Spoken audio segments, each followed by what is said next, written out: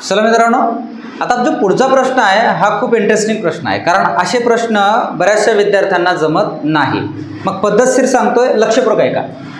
सीताचा जन्म 31/7/2001 झाला, तर 10/5/2013 तिचे वय किती होते असा प्रश्न आहे, बरोबर.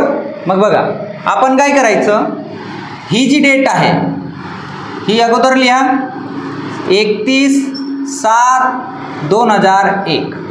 मग ही जी डेट आहे ही आताच लिहायची नाही, आपल्याला डेट ही लिहायची आहे आणि वर्ष हा लिहायचा, म्हणजे वर्ष 2013 लिहायचं आहे.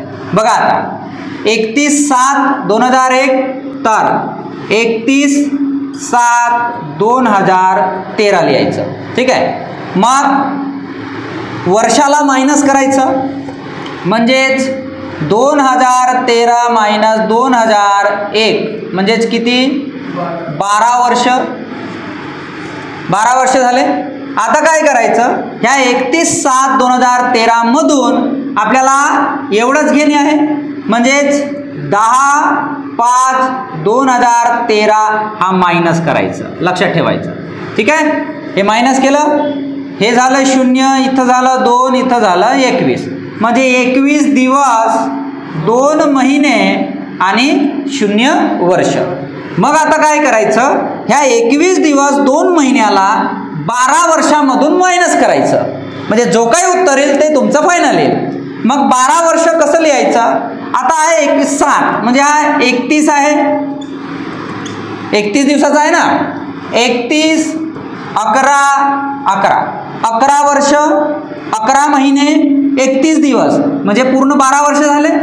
याला या फॉर्मॅटमध्ये लिहायचं, 11 वर्ष 11वा महिना, आला लक्षात. आणि हा 31 दिवस म्हणजे 1 महिना झाला, हा 1 महिना अधिक 11 महिने 12 महिने झाले. 12 महिने म्हणजे 1 वर्ष आणि हे 11 वर्ष, टोटल झाले 12 वर्ष. याच्यामधून 21 दिवस 2 महिने मायनस करायचं, आलं लक्षात, समजलं. आता काय करायचं, 21 दिवस हे बघा, 11 मधून 2 गेले 9 आणि हा किती झाला 0, 3 मधून 2 गेला 1. म्हणजे ती सीता जी आहे ती 10/5/2013 ला 11 वर्ष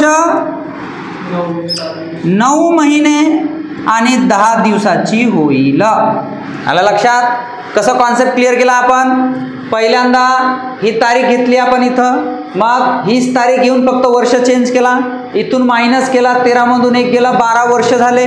मग आपल्याला ही तारीख घ्यायची आहे, म्हणून 31/7 मधून 10/5 मायनस करायचं, उरले किती 21 दिवस 2 महिने. तर हे 21 दिवस 2 महिने आपण 12 वर्षामधून वजा करायची. तर 12 वर्ष लिहायचं कसं, 31/11/11 याच्यामधून 21 दिवस 2 महिने वजा केल्यास 10 दिवस 9 महिने आणि हे 11 वर्ष. हे तुमचं फायनल आन्सर. समजला. नाही समजला असेल तर व्हिडिओला पुन्हा रिवाइंड करा, पुन्हा 4दा बघा, नक्की समजेल.